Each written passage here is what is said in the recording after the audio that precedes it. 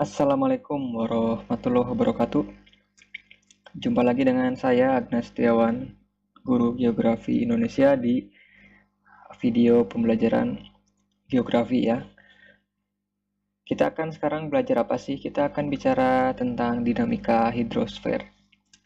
Tapi sebelumnya subscribe dulu ya dan nyalain loncengnya supaya nanti update terus materinya di blog ini.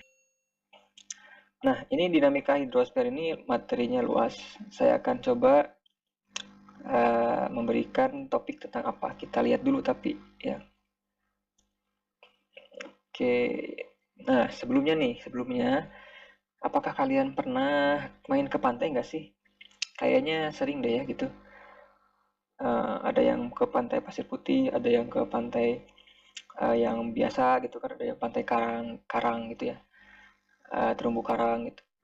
Nah, terus kalau misalkan kalian amati, misalkan pantai itu kan masih kedalamannya ya nggak terlalu dalam itu ya. Tapi kalau kalian jalan terus ya pantai sampai dengan ke laut lepas, kira-kira akan sampai mana ya?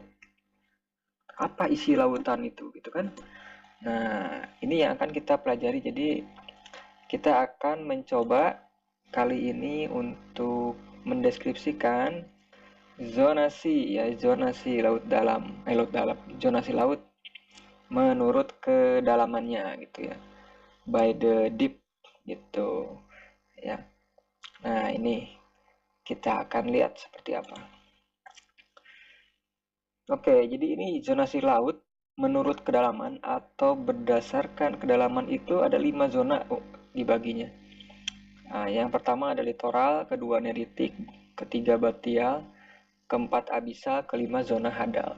Nah, kelima zona ini anak-anak memiliki kedalaman pastinya yang beda ya, kedalamannya beda-beda dan karakteristik misalkan biotanya berbeda, kemudian pemanfaatannya pun juga berbeda.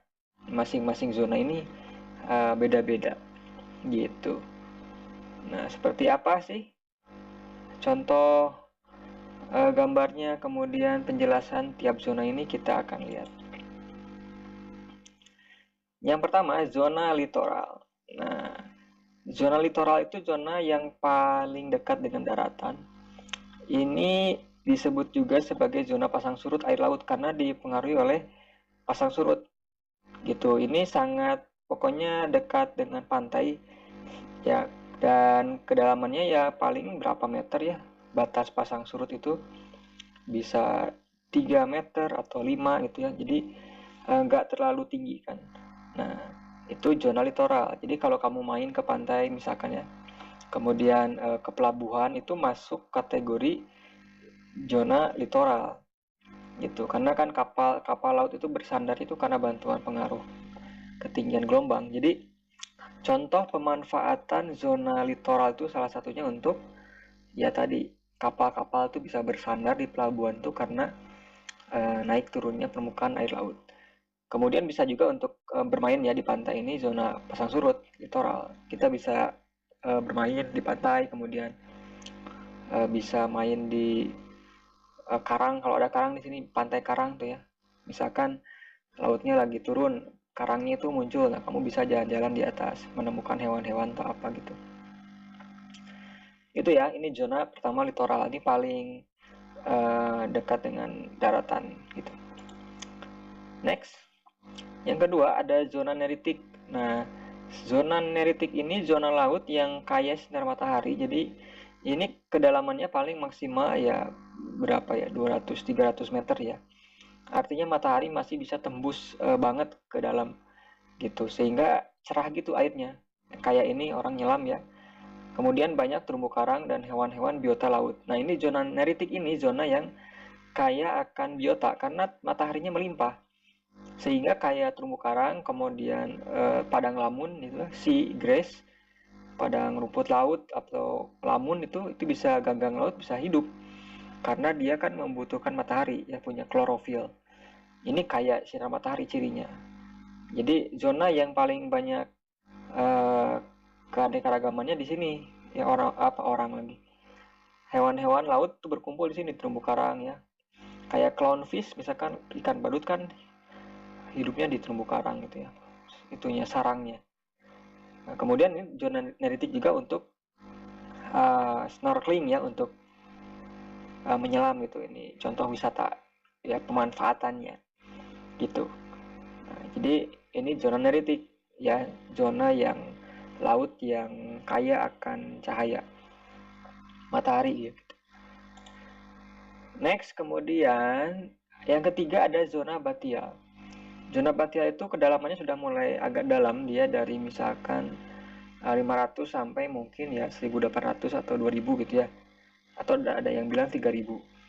Nah, ketika laut semakin dalam, maka matahari yang tembus itu akan semakin berkurang intensitasnya karena kepekatan air gitu ya.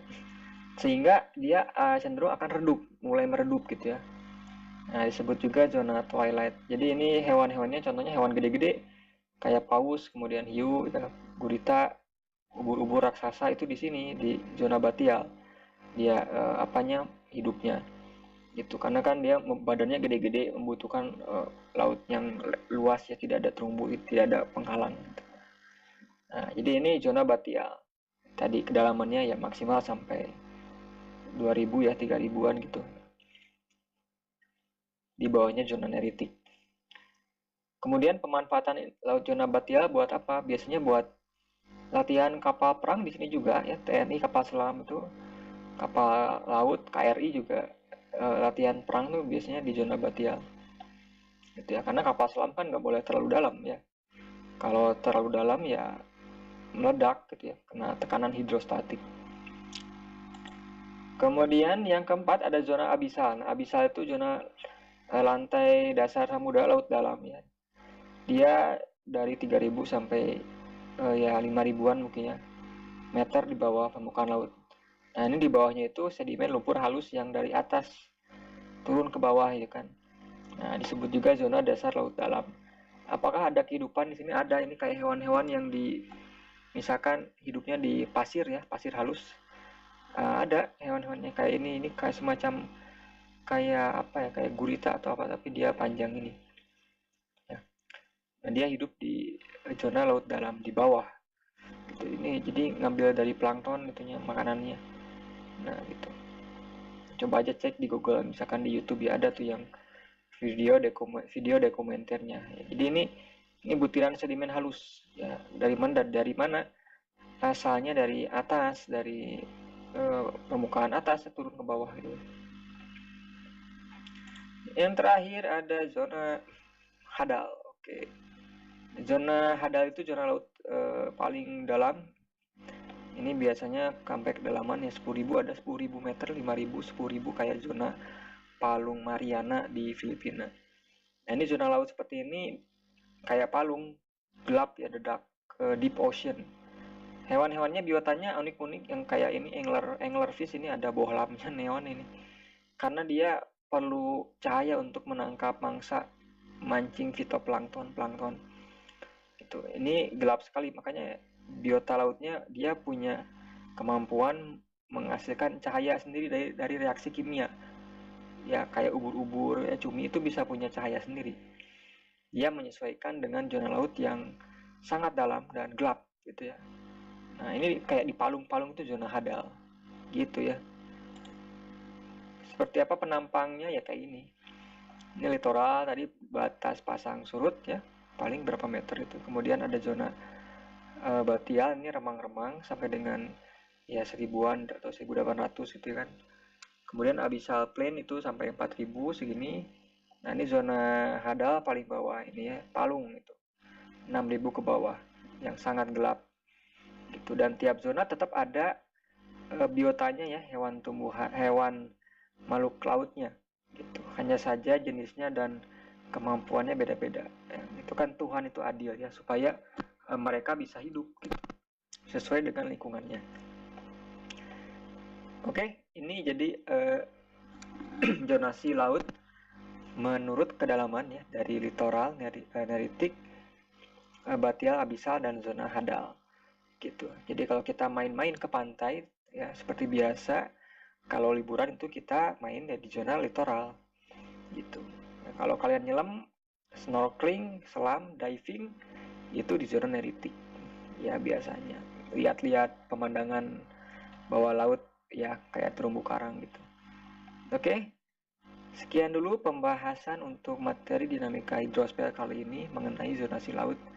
Silakan dibaca-baca lagi, cari tambahan info lainnya untuk menambah pengetahuan atau materi lainnya. Terima kasih. Mohon maaf kalau ada kesalahan. Assalamualaikum warahmatullahi wabarakatuh.